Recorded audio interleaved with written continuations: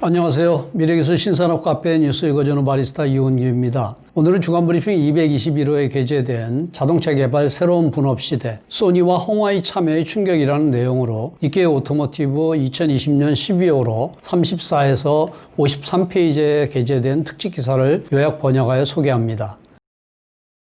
자동차 개발에서 하드웨어와 소프트웨어의 분업이 시작되었습니다. 주 전장은 자율주행 소프트웨어로 어디까지를 직접 개발하고 어디를 타사에 맡길 것인지 신흥 기업까지 참여한 분업과 통합의 치열한 줄다리기가 진행되고 있습니다. 한편 부가가치가 떨어지는 하드웨어 차체 개발은 전기 자동차의 플랫폼 단위라는 기존에 없었던 거대한 분업이 활발해지고 있으며 차체 제조를 분업하는 시대도 눈앞에 와 있는데 자동차 산업의 새로운 분업 시대의 행방을 예측해 봅니다.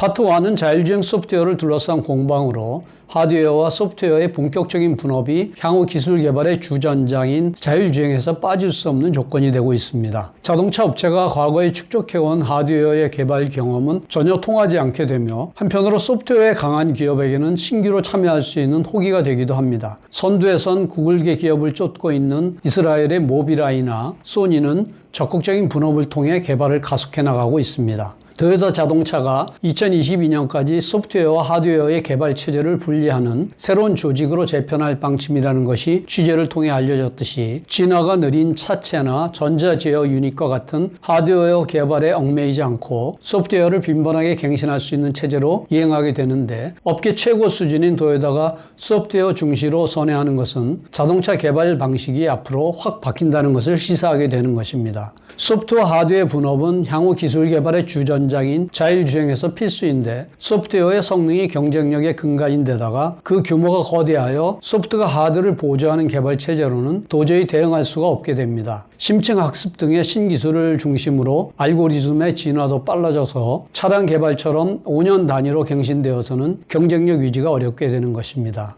한편으로는 소프트웨어의 규모가 너무 커서 모든 것을 혼자 전개하기가 어려운 것이 실상인데 어디까지를 직접 전개하고 어디부터 타사와 분업할 것인지의 판단이 새로운 분업 시대의 승패를 좌우하게 됩니다. 소프트웨어 주도의 자동차 개발 시대의 도래는 많은 기업에게 신규 참여의 호기를 만들어주는데 2020년 1월에 소니는 전기자동차 비전 S 시작차를 발표했습니다. 일정 조건 하에서 무인주행이 가능하며 레벨 4를 목표로 한 자율주행 소프트웨어 개발에도 도전합니다. 차량 탑재 이미지 센서에 강한 소니지만 차량 개발에 대해서는 문외한입니다. 그러나 소프트웨어가 주역에서는 자율주행 개발에서는 일렉트로닉스 기기 개발에서 축적한 소프트웨어 기술력을 활용하여 존재감을 발휘할 수 있을 것으로 전망되고 있습니다. 소니의 목표는 구글에서 2016년에 독립한 웨이모일 것인데 하드웨어에 강한 기존의 자동차 업체나 대형 부품 업체를 제치고 소프트웨어 주도의 웨이모가 레벨 4의 자율주행 개발에서 세계 선두를 달리고 있기 때문입니다. 웨이모의 대두는 자율주행 시대가 되면 자동차의 부가가치의 대부분이 소프트웨어를 이행하는 것을 상징합니다. 토요타 입장에서는 하드웨어 개발의 오랜 경험과 축적이 통용되지 않을 것이라는 위기로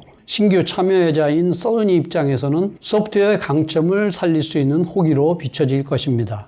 웨이모에 자극받아 자동차 초보가 자율주행 소프트웨어 개발에 참여하는 사례는 적지 않은데 중국의 바이두나 미국의 우버 등 IT 서비스 기업이 많으며 뒤늦게 참여하는 소니에게도 과연 승기는 있는 것일까요? 차량 전체로 보면 하드웨어와 소프트웨어 분업이 진행되는 한편으로 자율주행 소프트와 센서는 분리가 어려워 통합되고 있는 것이 소니에게는 유리하며 차량 탑재 이미지 센서에 강하고 인식 기술에 뛰어난 소니가 자율주행 소프트웨어 개발에서 우위에 선다고 보여집니다. 자율주행 소프트웨어와 센서의 통합이 주류가 되는 이유는 센서 능력이 자율주행 개발에서 가장 중요한 안전과 직결되기 때문이며 자율주행차의 안전은 센서의 능력에 크게 의존하게 됩니다. 자동차 업체의 자율주행 기술자에 의하면 센서를 변경하면 자율주행 소프트웨어의 변경과 검증에 걸리는 공정수가 방대해지는데 자율주행 소프트웨어 개발에서 차량을 바꾸는 것보다 센서 변경이 훨씬 어려운 것이라고 합니다. 파트 2는 하드웨어는 거대한 분업으로 전개된다는 내용으로 소프트웨어의 역할이 커지면서 상대적으로 부가가치가 떨어지고 있는 차체, 하드웨어의 개발은 지금까지 생각할 수 없었던 거대 단위의 분업이 활발해지고 전기 자동차의 플랫폼을 타사에 맡기는 이례적인 사례가 이어지고 있으며 자동차 업체의 동무되었던 플랫폼 개발에 부품 업체 등의 도전도 시작이 되었습니다. 아이폰의 제조 수탁으로 유명한 타이완의 홍하이 정밀공업이 2020년 10월에 EV 플랫폼을 개발했다고 발표하면서 전기차 개발 투자를 줄이고 개발 사이클을 짧게 한다고 내세우며 앞으로 타사에 공급해 나간다고 합니다. 이 플랫폼을 채용한 최초의 전기차를 2022년까지 투입할 계획으로 홍하이는 자사 플랫폼을 탑재한 전기차 판매에서 2027년에는 세계 시장 점유율의 10%를 확보하겠다고 큰소리를 치고 있습니다. 홍하이가 개발한 EV 플랫폼 MIH 오픈 플랫폼의 특징은 많은 기업이 이용할 수 있도록 기업별로 변경할 수 있는 범위를 상당히 넓혔다는 것입니다. 파워트레인이나 스티어링, 브레이크 등 주행하고 정차하고 회전하는 기본 기능을 모두 갖춘 데다 차량 크기나 종류를 폭넓게 준비하는데 B에서 E 세그먼트에 대응하고 휠 베이스의 가변폭도 2750에서 3100mm로 상당히 커서 해치백, 세단, 서브, 다목적차 등 모든 종류에 대응할 수 있다고 합니다. 홍하이의 참여는 자동차 개발의 기존 질서를 크게 흔드는 임팩트로 자체 플랫폼의 설계와 제조는 지금까지 자동차 업체의 특권이었고 신규 참여 기업에게는 큰 장벽이었는데 그것이 무너지는 것을 의미하기 때문입니다. 자동차 개발 제조에 참여하기 위해서는 시작에 수억엔, 양산차 설계에 100억엔, 양산에 1000억엔을 투자해야 하며 초기 투자 후에 필요한 운전 자금도 막대하여 적어도 수천억엔의 자금이 필요하게 되어 자금 조달 장벽이 굉장히 높다고 합니다. 최근에 자동차 산업의 신규 진입에 성공한 것은 자금 조달에서 계속 매직을 만들어내고 있는 테슬라 정도인데 홍하이의 EV 플랫폼 개발과 제조는 자동차 산업에 신규 진입하려는 기업에게는 그 허들을 크게 낮춰주는 희소식이 되고 있습니다. 전기차의 안드로이드를 목표한다는 홍하이는 차체 측 플랫폼에 그치지 않고 소프트웨어 플랫폼까지 제공한다고 발표를 했습니다. 리얼타임 OS나 SDK, 소프트웨어 개발 키트 등으로 구성되고 자율주행 레벨 2에서 4까지 대응하는 것을 상정하고 있습니다.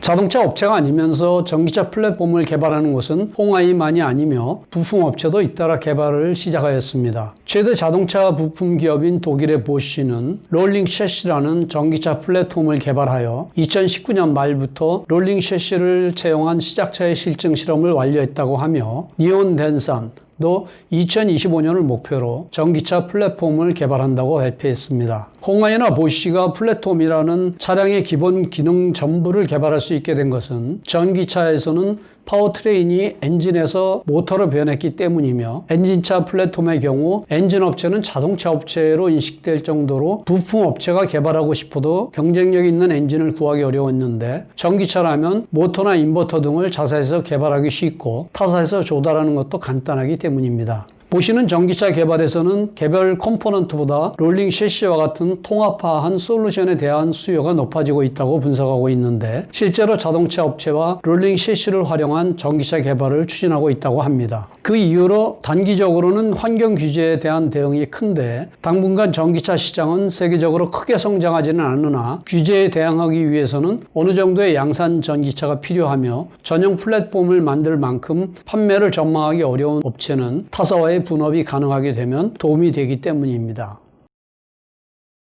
파트 3는 센서와 소프트웨어의 새로운 분업으로 레벨 4의 자율주행에 중역이 되는 센서와 소프트웨어에서 자동차 업체와의 알력을 두려워하지 않고 이례적인 분업을 도모하고 있는 곳은 이스라엘의 모비라이입니다. 한편 이미지 센서의 범용품화를 대비해 소니나 미국의 온 세미컨덕터는 유사 기술을 통합하는 전선 확대에 도전하는데 센서와 소프트웨어의 분업과 통합의 선긋기를 둘러싸고 각사의 교섭이 치열해지기 시작했습니다. 모비라이는 자율주행에서의 안전 기준의 표준화에 착수했는데 표면적인 목적은 자율주행 소프트웨어의 안전성을 대외적으로 설명하기 쉽도록 하는 것인데 이면에는 자율주행 소프트웨어 개발에서 이례적인 분업을 실현하여 자사의 강점을 더욱 강화하려는 당찬 생각으로 안전이라는 자동차 업체의 존재의 영역을 과감히 공격하고 자율주행 소프트웨어 선두주자인 웨이모의 뒤를 쫓는 것입니다. 모빌아이는 RSS라는 자율주행 안전기준에 대해 2020년부터 IEEE P28466에서 표준화 작업을 시작했으며 곧 초안을 발행할 계획입니다. RSS는 예를 들면 전후 방향의 차간 거리나 끼어들기를 방지하는 옆 방향의 거리 등을 정식화한 것으로 RSS에 기반한 자율주행 소프트웨어라면 기본적인 안전은 담보된다고 주장하는데, 모빌아이는 절대로 고장을 일으키지 않는 자율주행 소프트웨어라는 것을 증명하는 표준으로 만드는 것이 목표라고 합니다. 자율주행 소프트웨어의 개발 기업 입장에서 중요한 것은 가령 상대방이 일으킨 사고가 발생했을 때 표준화 절차를 거친 RSS에 기반한 소프트웨어라면 사고 책임이 없다는 것을 대외적으로 설명하기 쉬워진다는 것입니다. 모든 기업에 이점이 있는 것으로 보이는 RSS 표준화에는 모빌아이와 경쟁하는 자율주행 소프트웨어 기업이 많이 참가하는데, 미국의 자율주행 스타트업 오로라나 중국의 IT 기업 바이두, 미국의 엔비디아와 웨이모 등입니다. 한편 대부분의 자동차 업체는 상황을 지켜보고 있는데, 모빌아이와 협업하는 독일 폭스바겐, 웨이모와 협력하는 글로벌 자동차 업체 피아트 크라이슬러 정도로 모빌아이의 진정한 친구라는 독일 BMW조차 참여하지 않고 있습니다. 자율주행 소프트웨어를 직접 개발하는 자동차 업체 입장에서는 지금까지의 강점을 발휘할 수 있는 안전이라는 영역이 표준화되면 우위성이 무너질 것이라고 경계할 것이며, 안전에 책임을 지는 것은 자동차 업체의 존재 의의라고 할 수 있고, 게다가 경쟁 영역의 하나로 생각하는 것이 보통일 것입니다.